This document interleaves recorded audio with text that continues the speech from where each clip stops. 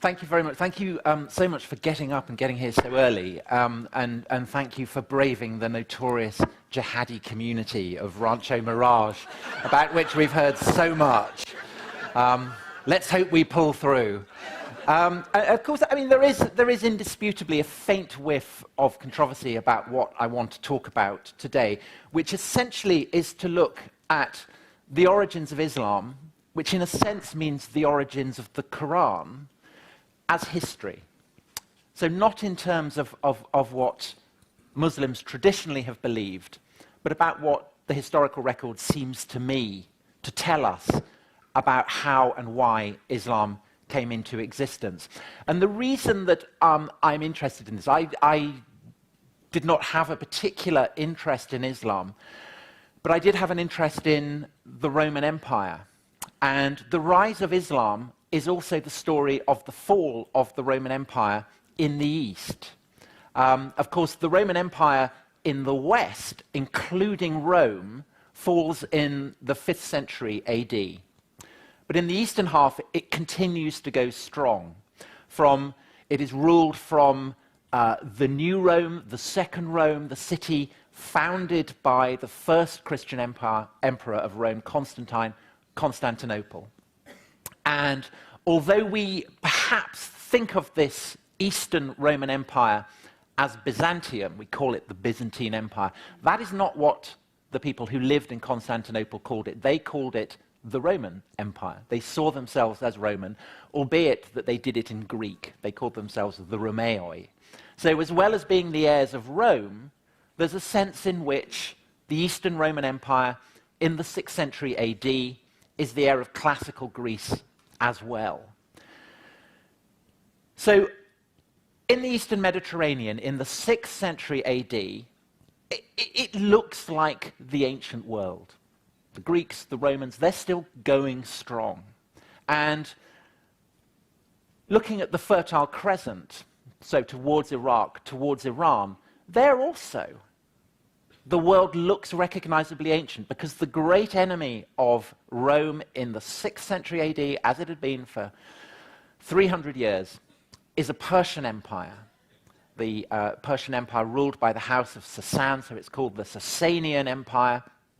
And this Persian Empire is self-consciously the heir of the first Persian Empire, the empire of Cyrus and Darius and Xerxes, who had fought the Greeks at Thermopylae and Salamis. And that empire, in turn, was raised on foundations laid by the Babylonians, by the Assyrians, going right the way back to Samaria, to the very origins, really, of urban civilization in the Near East. So the combination of these two great empires, the Roman and the Persian, still going strong in the 6th century AD, it makes the world look like antiquity, like the ancient world. And then the traditional sense of what happens is that in the 7th century, everything changes. The traditional story is that a prophet emerges, he preaches a new religion, the Arabs erupt out of the desert, they've got the Quran in one hand, they've got the sword in the other. They're always sort of, that image, I always wonder how on earth did they then ride their camels if they were doing that. And basically, before you can say Allahu Akbar, the conquered provinces of the Roman and the Persian Empire in the Middle East have been transformed into stage sets from the Arabian Nights. And the Middle East has suddenly, kind of overnight, like switching on a light switch, has become medieval, it's become Muslim. And I think there is always in history a kind of temptation to imagine that things do change very, very rapidly. And it may be that, so things like the inauguration last week, it kind of gives you the sense that everything, Donald Trump comes in, Obama goes out, everything changes. But of course, you know that it doesn't. The continuities are, in a sense, far more significant than the changes. And going right the way back through American history, you can see that before and after the Civil War, profound changes, and yet the continuities are in a sense, even more significant. Likewise with the American Revolution, the continuity. I mean, that's why I can talk to you in English, after all. And so I think, when you pause to think about that, you recognize that. And so it seems apparent that this idea that with what people call the coming of Islam, beginning of the 7th century, everything changes, cannot be true. The process must have been a much, much longer one, much more protracted and complex one. But if that's the case, why do we have this sense so strongly that the coming of Islam changed everything, that it was an absolute rupture? Well, I think the answer to that, essentially, is the incredible potency of what Muslims have come to believe about the origin of their faith. Because it is really the stories that Muslims tell about how Islam came into being that provide the defining template for our understanding of this period.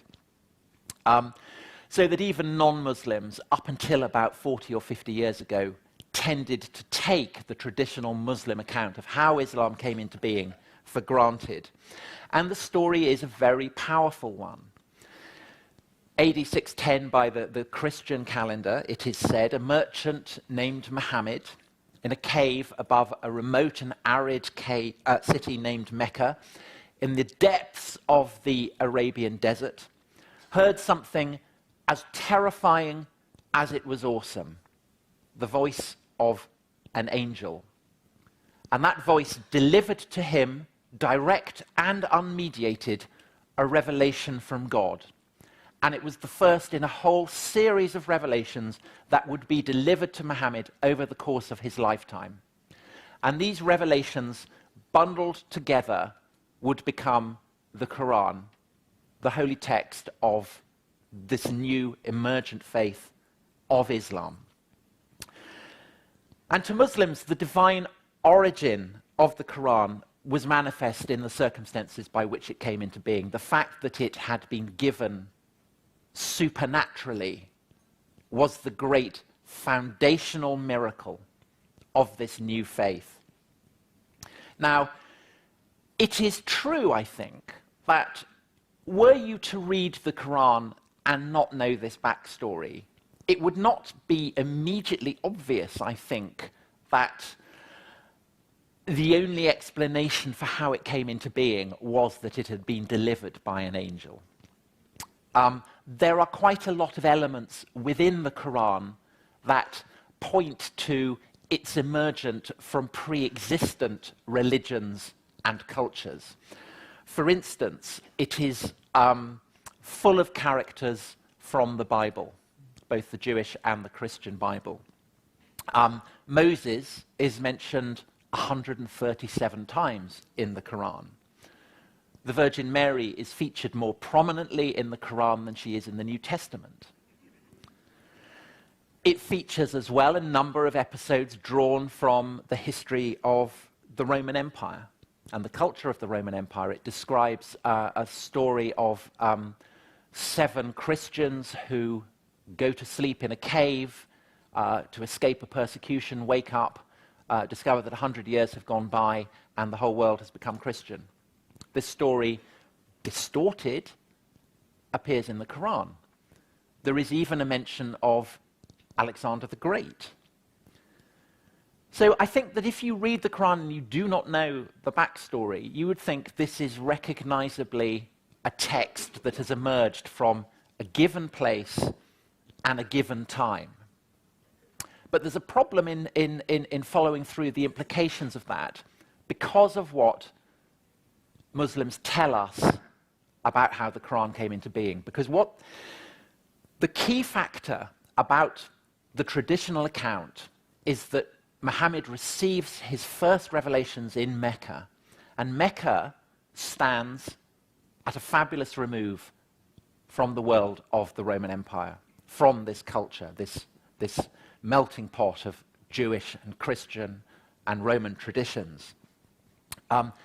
Mecca, we are told, stood in the middle of a desert, and its inhabitants, we are also told, are pagan.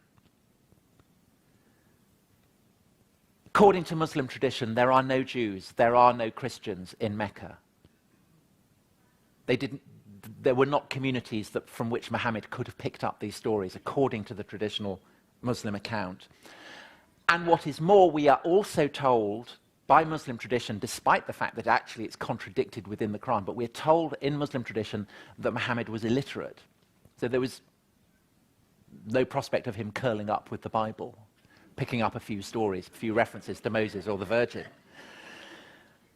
And if that's the case, if Muhammad comes of age in a city that is pagan, that is 1,000 kilometers from the frontier with Palestine, if he is illiterate, then how on earth are we to explain this text, which is full of all these sophisticated cultural references, except as a bona fide miracle?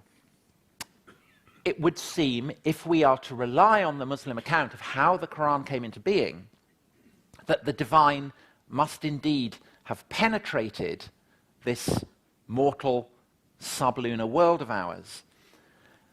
And the parallel, I think, very interestingly, is with what Christians believe about the coming into the world of Christ.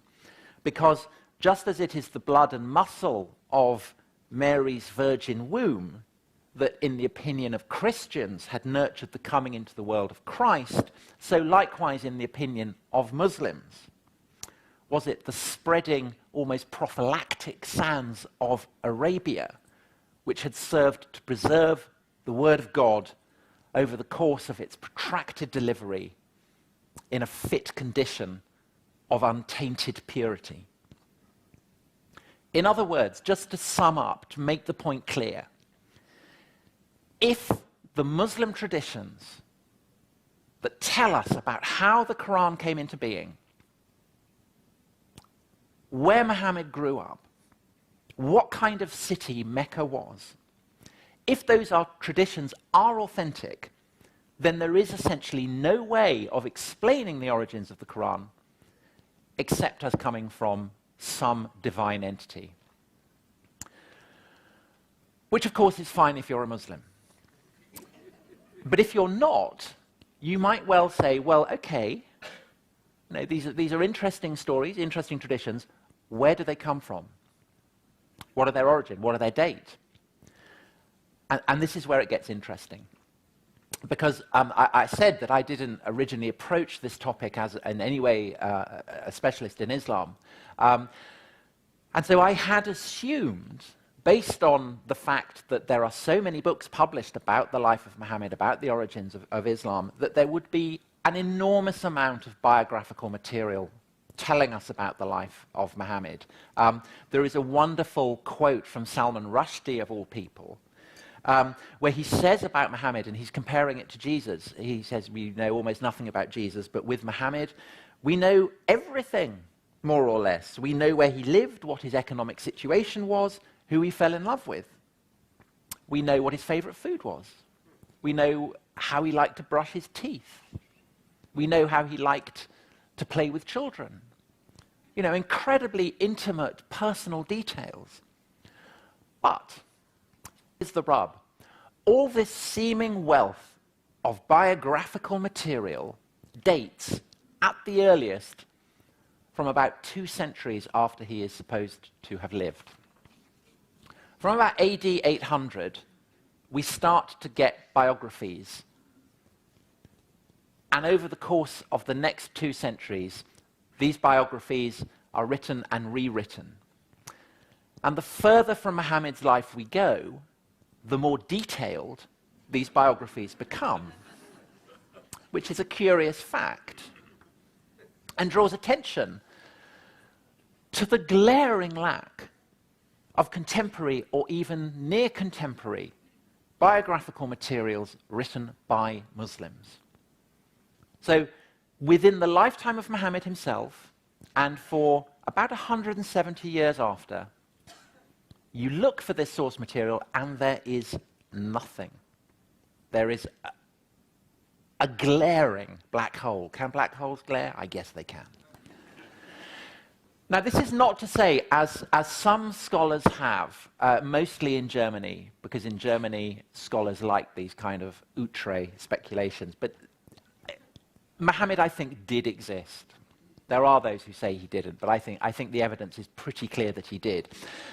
And the evidence is not Muslim, but generally Christian. Christians writing about the emergence of an Arab empire do name-check Muhammad. I mean, the most tantalizing one is written in 634, which is the year that the Arabs first appear in Palestine, the Roman province of Palestine, conquering it, so the onslaught of the Arab invasions. And this describes an unnamed prophet of the Saracens leading the invasion. And this must be Muhammad. But again, there's a kind of puzzle here because Muhammad is meant to have died in 632. And according to Muslim tradition, he does not lead the invasion of Palestine. And yet here we have a contemporaneous account, it seems, saying that Muhammad was alive, that he did lead the invasion, and he's there 2 years after he's meant to be dead, which kind of pinpoints the problem with squaring the accounts from Muhammad's lifetime with the stories that are told about him by Muslims much later on.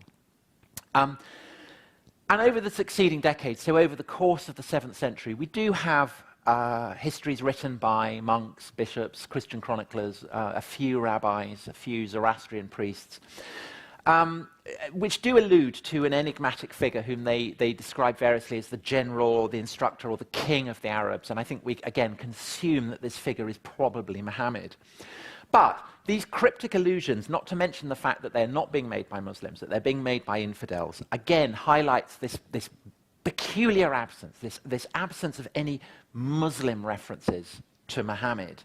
And it's only in 690, so that's 60 years and more after the first Arab invasions of Palestine, that an Arab ruler finally gets round to inscribing the Prophet's name on a public monument. It's the Dome of the Rock on what is now Temple Mount, you know, the one with the great golden dome. And it's only decades after that that we start to get private inscriptions written in Arabic that mention Muhammad. And I think the implication of that is that clearly the promotion of Muhammad as a figure worthy of respect is top-down.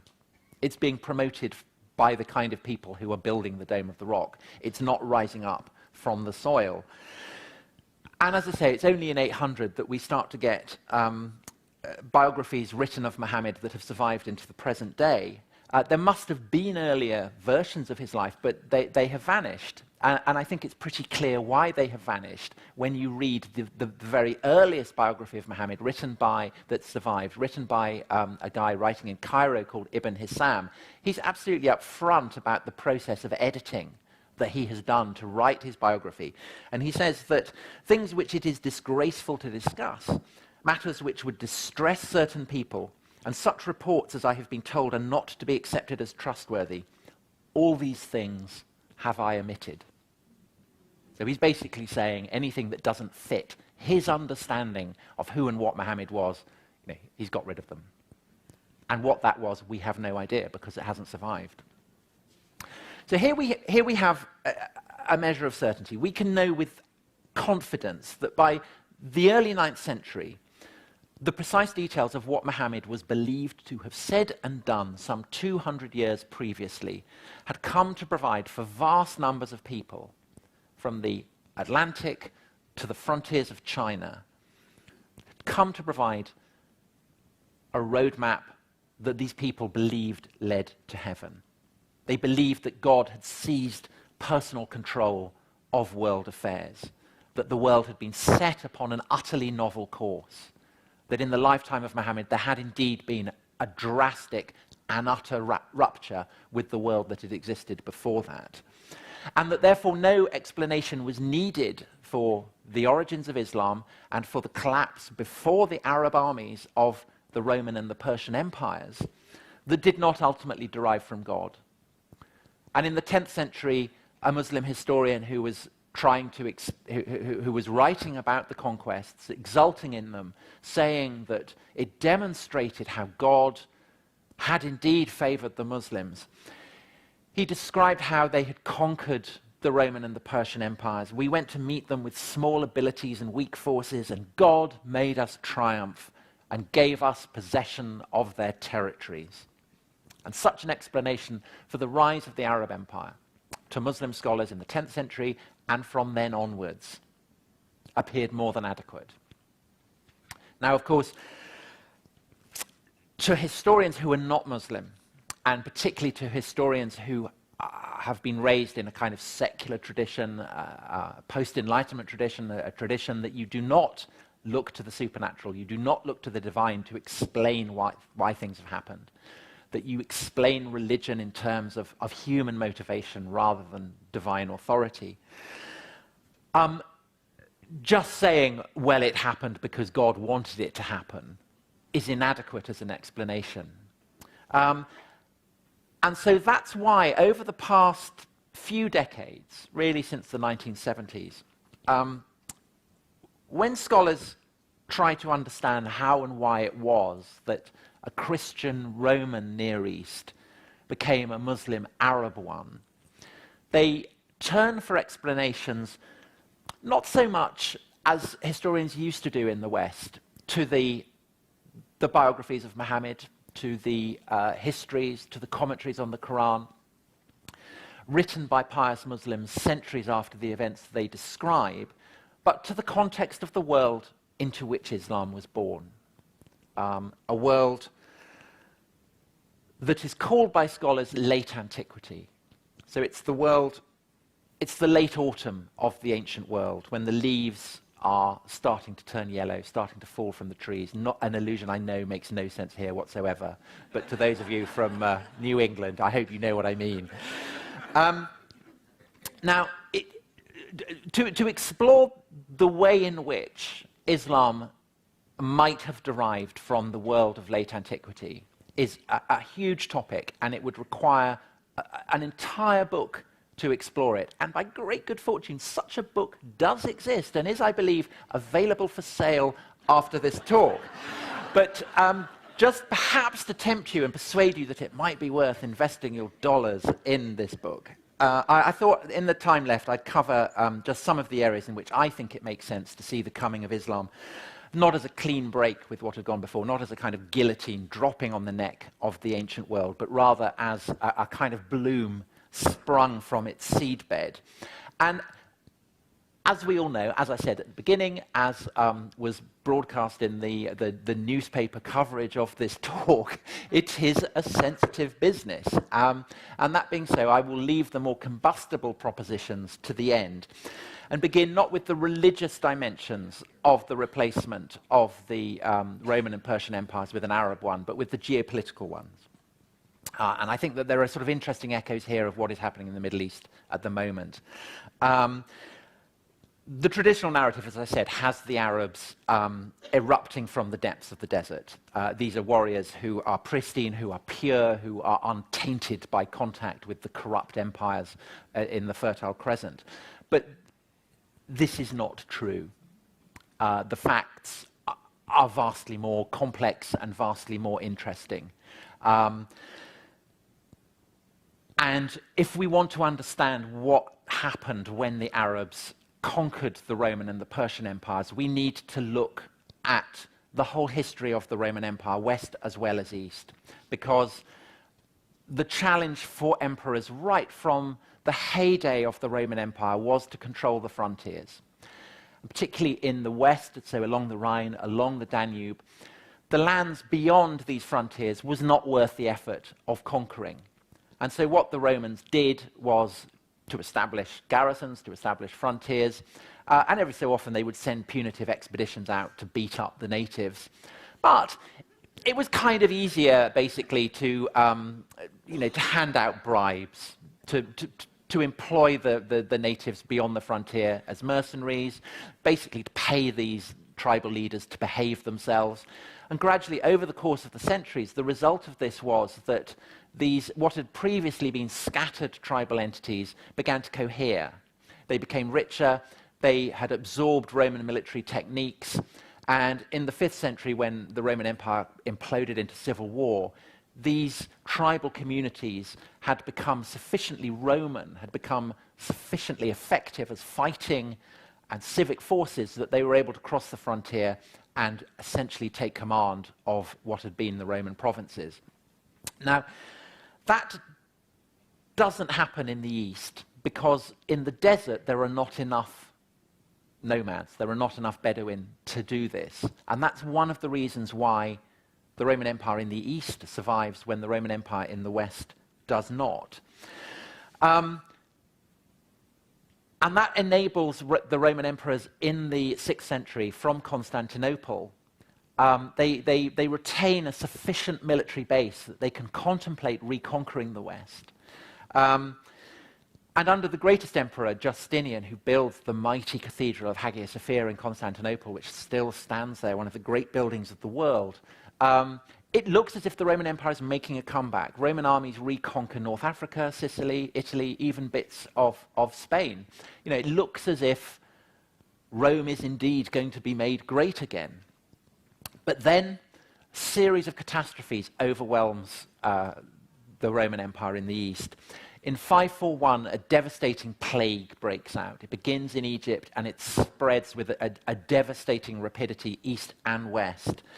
And there's been a lot of debate about how bad it was. Contemporary sources say that anything up to a half the population of the world died. And people had always thought that this was an exaggeration. But about a decade ago, corpses of people who had died in Germany of this plague were found and were discovered to have died of Black Death, of the plague. So the implication of that is that the impact of this plague in the mid-6th century would have been even greater than that of the Black Death, in which a third of the population of Europe died. So utterly devastating. And particularly devastating for the Romans because they were an urban civilization. And cities are always incubators of disease, far more than deserts.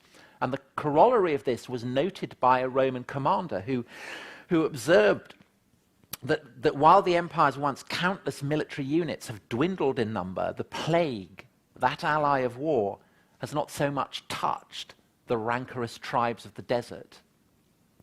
So what you have is, almost for the first time, a sense that there is a balance of power between the nomads of the desert and the armed forces governing the settlements of the Fertile Crescent. And what makes it worse for the Romans is that the plague has also, as well as destroying the military base, it has also destroyed the taxation base. There isn't enough money to keep things going. And so there's this kind of massive process of closing everything down, roads, fortifications, garrisons.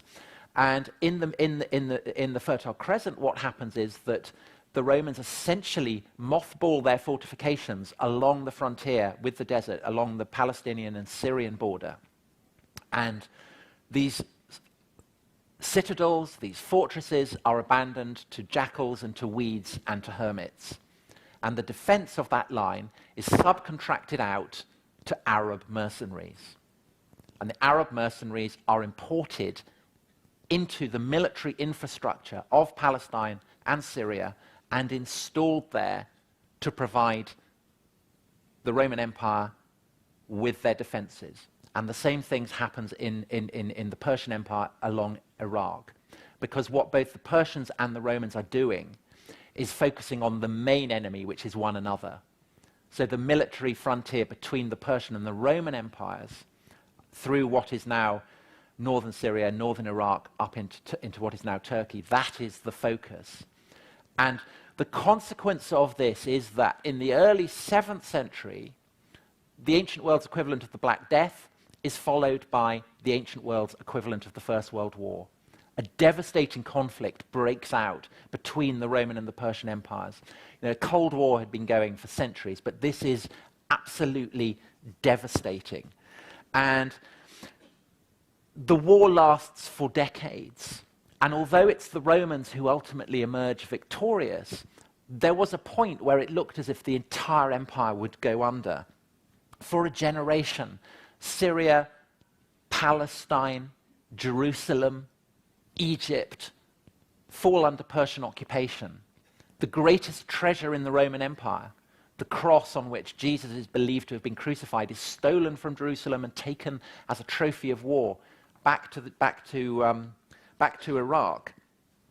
And for the Arabs, the implications of this are immense, because suddenly the supply of gold that their paymasters in Constantinople had been paying them has been cut off. So they too are embroiled in this cataclysm. So you have war, you have plague, you have financial collapse, and this is a period when everybody in the Near East takes for granted that things that happen because God wants them to happen. And looking around them, rather as they're doing today, Islamic State is a highly apocalyptic cult. And they're apocalyptic because when they read the Quran, they find in the Quran a deeply apocalyptic strain.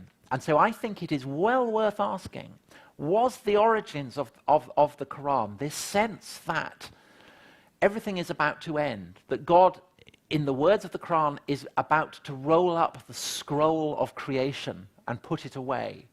Is this background of war and famine and plague and financial collapse, is this the motor? Is this the explanation? Was Muhammad, just as monks were, just as rabbis were, just as Zoroastrian priests were, looking around him at the chaos of the age and thinking, what is going on here? What is God's purpose? And I think it is. And I think that there are clues within the Quran that point to this as an explanation. Now, those of you who have not read the Quran but who may be familiar with the Bible, the Quran is nothing like the Bible. The Bible is full of name checks all kinds of great powers and famous people, from Cyrus the Great to Caesar Augustus. These people are not. There is only one geopolitical power name checked in the Quran. That's the Romans. One verse. And it says the Romans have been defeated in a nearby land, and yet after their defeat they shall be victorious in a few years.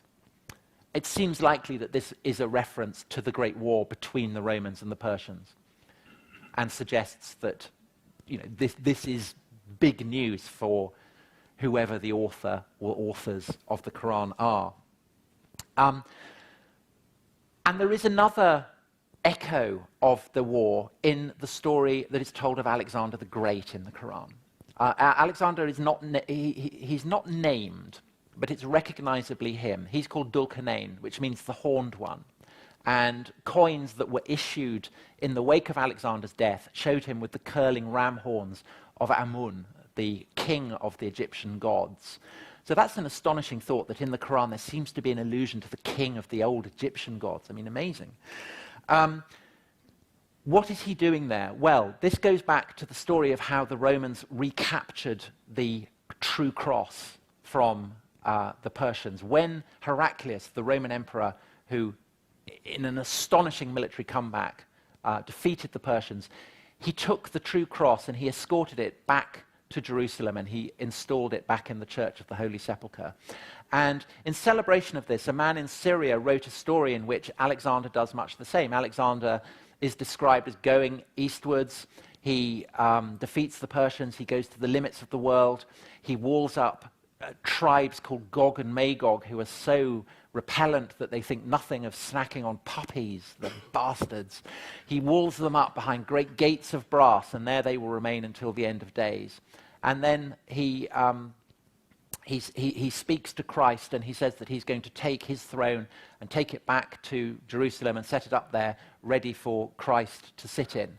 And it's evident that this story is inspired by Heraclius taking the cross. And this story appears almost word for word in the Quran, except that anything that is reminiscent of Christian or Roman propaganda is removed. But in the Quran, Dulcanain, Alexander, likewise, heads eastwards. He confronts Gog and Magog. He walls them up behind gates of brass. But as I say, there is no mention of Jesus or of Rome in this. And the reason for that is that in the Quran, empires, worldly powers, are merely the gusting of grains of sand upon desert winds. For every nation, the Quran says, there is an appointed span of time. When their time arrives, they can neither delay it nor bring it forward, even for an instant. So the clues are sketchy, but I think they do seem to suggest that the Quran, certainly in the form that we have it, so the final form, was indeed uttered by someone, presumably Muhammad. I mean, if Muhammad didn't exist, we'd have to invent him, in the period that Muslim tradition has always insisted that he lived. And that's great, because historically that then means that you can use the Quran as evidence for what some, at least, of the Arabs in the early 7th century thought they were about, thought was going on. But can we push it further? Can we conclude from this that everything that Muslim tradition says about Muhammad and the Quran is therefore true? Well, no, because the familiar problem remains, and the glaring problem is this, that if what the biographies of Muhammad tell us are true, and Mecca was an inveterately pagan city, devoid of any Jewish or Christian presence, situated in the midst of a vast untenanted desert, then how are we to account for the abrupt appearance there of a fully fledged monotheism, complete with references to Abraham, to Moses, and to Jesus? And this is the problem. And essentially, ever since Western historians began writing about the origins of Islam, this is the problem that they have had to wrestle with. And various explanations have been proposed, of which the most popular is that Mecca was somehow at the center of a great spice trade. It was kind of the Dubai of its day. And that Muhammad was a trader, and he went up, in trains of camels, and he went to Jerusalem, and he went to Damascus, and he kind of picked up, he heard rabbis and he heard Christian priests, and he picked up all this Moses, Jesus stuff, and then he just bunged it into the Quran.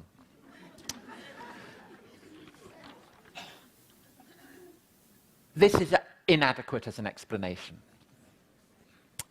And it's inadequate for a number of reasons. Firstly, the relationship of the Quran to the Jewish and Christian scriptures is far more sophisticated.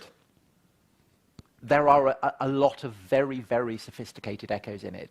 This is not a guy who is just overhearing something about Moses and putting it in. But more complex and more fascinatingly, it's evident that just from the evidence of the Quran, that Muhammad's opponents are not pagan. Muslim tradition says they're pagan.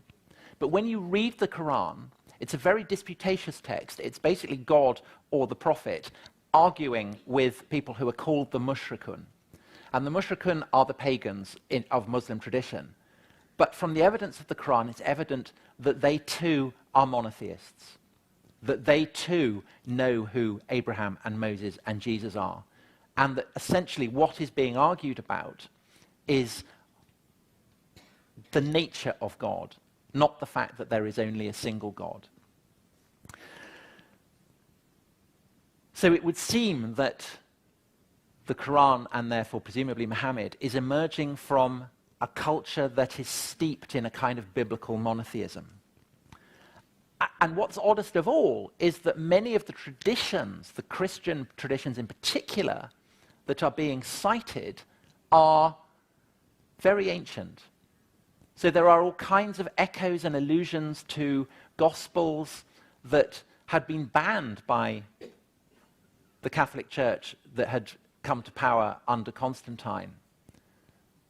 Texts that we only know of because they've been dug up in Egyptian deserts, and yet you find echoes of them preserved within the Quran. There are even, it seems, echoes of texts that were found among the Dead Sea Scrolls. So there seem to be kind of, it's almost like the Quran is a wall of sediment in which fossils have been embedded. And what are they doing there? Where have these ancient texts come from? And it's very, very mysterious.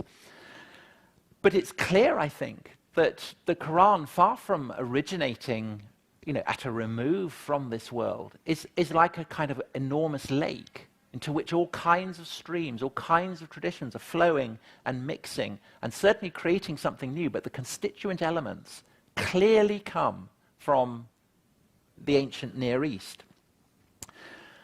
And that begs the obvious problem. Well, what is going on here? How can the Quran have emerged in this way if what Muslim tradition says about Mecca is true? And I think the answer, the way you cut the Gordian knot, is actually to say the Quran did not originate from Mecca, or at least Mecca that we, in Saudi Arabia where it is now, where Muslims go on pilgrimage. Basically, they're going on pilgrimage to the wrong place, I think, is the implication. This is where I duck. The evidence seems to me, and certainly not just to me, I am building this on the back of a lot of great scholarship. But the evidence seems to me to point to an origin for the Quran to the north of Mecca, basically along the desert frontier of Roman Palestine. You remember that verse I read out about the Romans have been fighting in a nearby land. The implication of that is that it's a nearby land, that the guy who is writing this is on the frontier of Palestine. But also, if you wanted one place in the world in the early 7th century, there would have been old Christian and Jewish traditions preserved. It would have been the deserts beyond the Holy Land, because the Holy Land for Jews and for Christians is a place where traditions are preserved. And as both Jewish and Christian orthodoxy becomes more and more punitive and heretics are pushed out to the limits, they have nowhere to go except out into the Palestinian deserts. So if you wanted to find Jewish and Christian texts that have otherwise vanished from the Roman world in the early 7th century, the one place I think you would go would be the desert fringes beyond Palestine. Now, the obvious stumbling block here, of course, is, well, what about Mecca? Why do Muslims end up thinking that Muhammad came from Mecca? And again, the solution to this puzzle, I think, lies in the Quran, lies in reading the Quran, not in the context of what Muslims say about it, but just nakedly as a text in its own terms.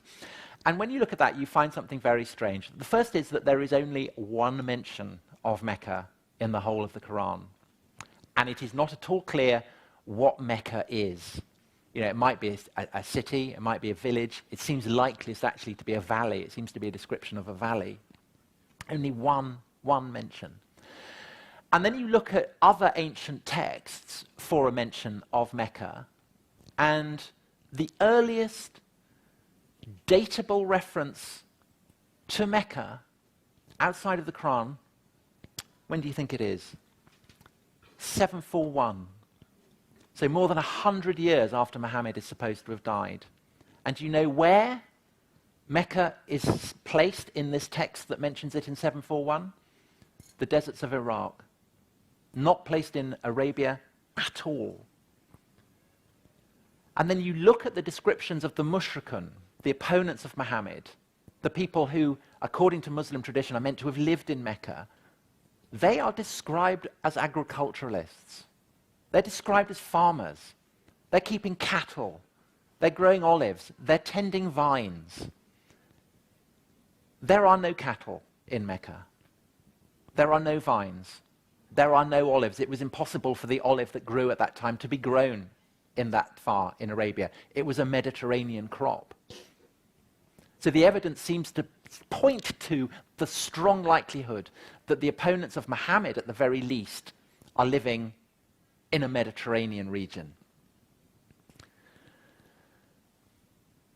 And then there is one final, I think, clinching clue, because just as the Quran does not mention great powers, great people, so also does it not really mention recognizable geographical locations. There are only 7 place names mentioned in the Quran.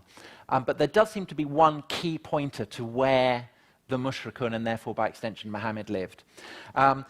And it derives from the story of Lot in the book of Genesis. You remember Lot is the nephew of Abraham, and he goes to live in the city of Sodom, and the Sodomites offend God for all kinds of reasons and are wiped out.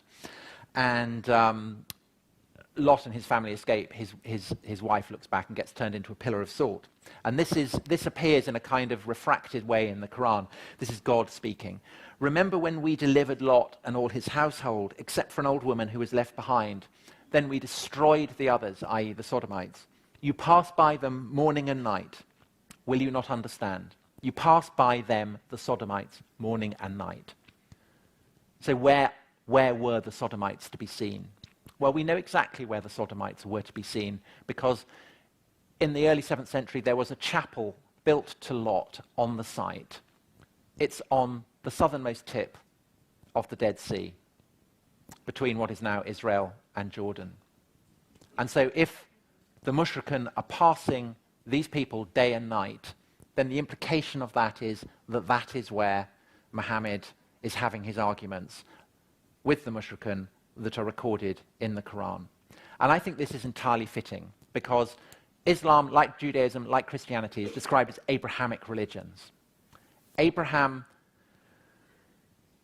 the legends that are associated with Abraham in late antiquity were focused on the Promised Land, so Palestine, and in the deserts that lay beyond it. There are no traditions whatsoever in antiquity of Abraham going to where Mecca is now. He, his children, his concubines operated in the deserts beyond Palestine. And so I think that is the place to look for the origins of Islam. And it suggests strongly, I think, that the Quran, far from standing at some fantastical remove from the currents and convulsions of the age, is in fact the supreme monument to them. Thank you very much.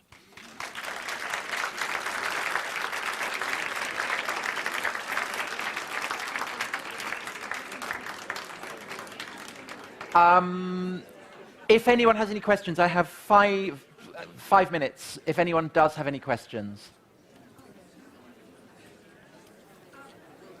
I wanted to know, I understood that in the Quran, there's mention of not accepting other religions and converting any other religions to Islam.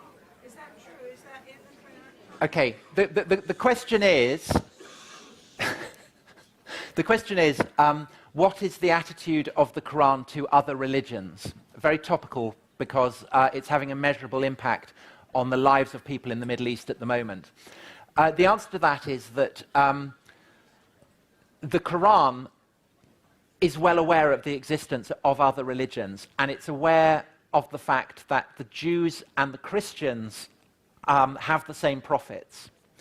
And so the Quran mandates that Jews, Christians, and a mysterious people called the Sabaeans must be tolerated. They must be allowed to practice their religion as they wish, but that they must acknowledge their inferiority in exchange. So they must pay a tax called the jizya, and as they pay the jizya, they must bow their heads and acknowledge their submission.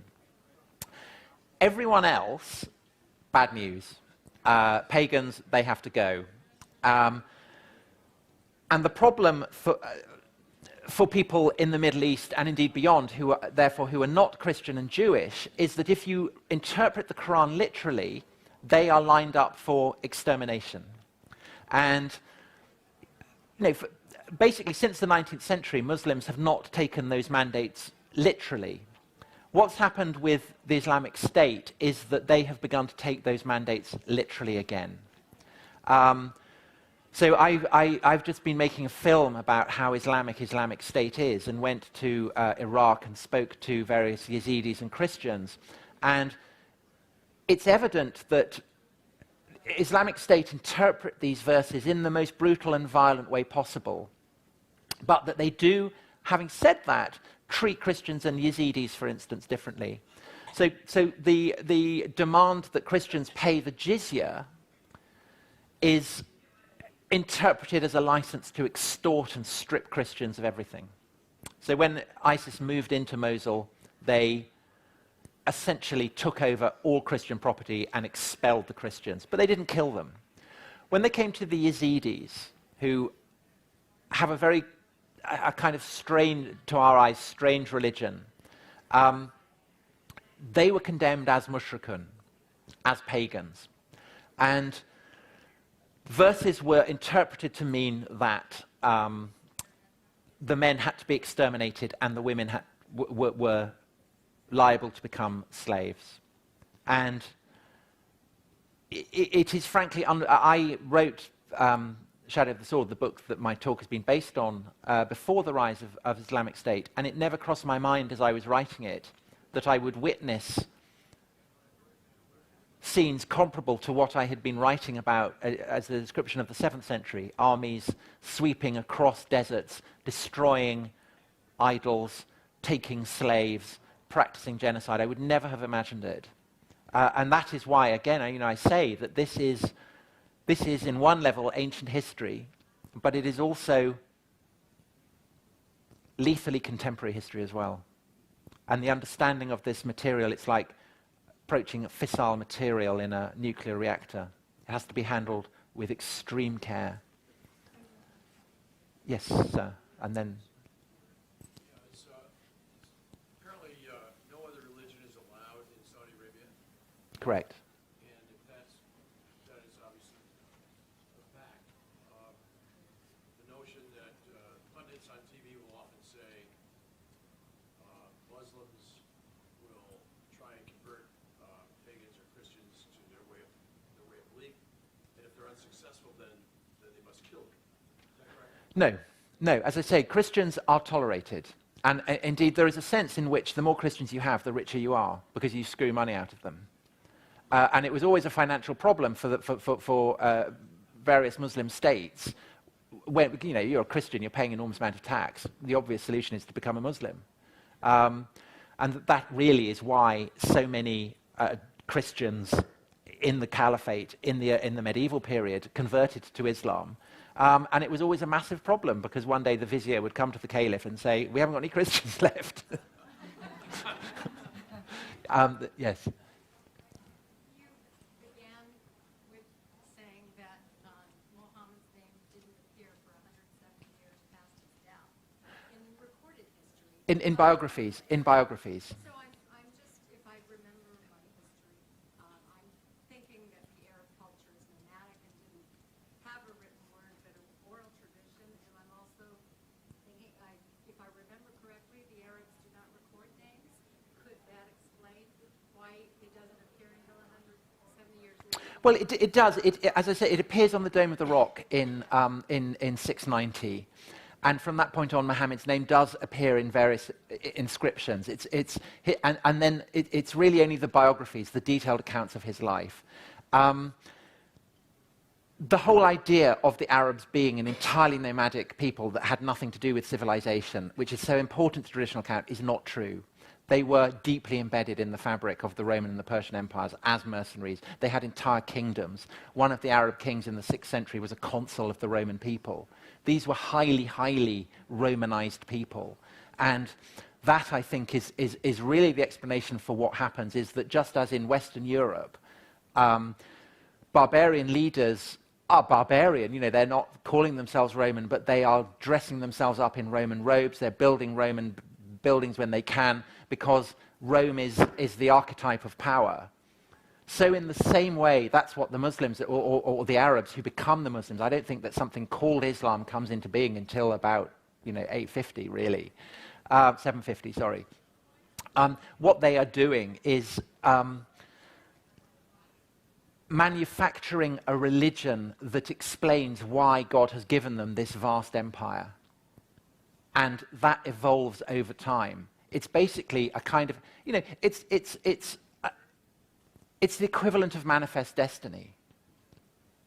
The notion that God has given, the sweep of the continental America to the United States is so important in the 19th century to provide, it justifies Americans in pushing westwards, in coming to California, in taking land from Mexico.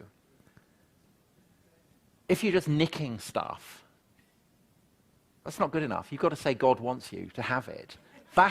And that basically is what Islam evolved as. I have to stop there, but I will answer your question afterwards.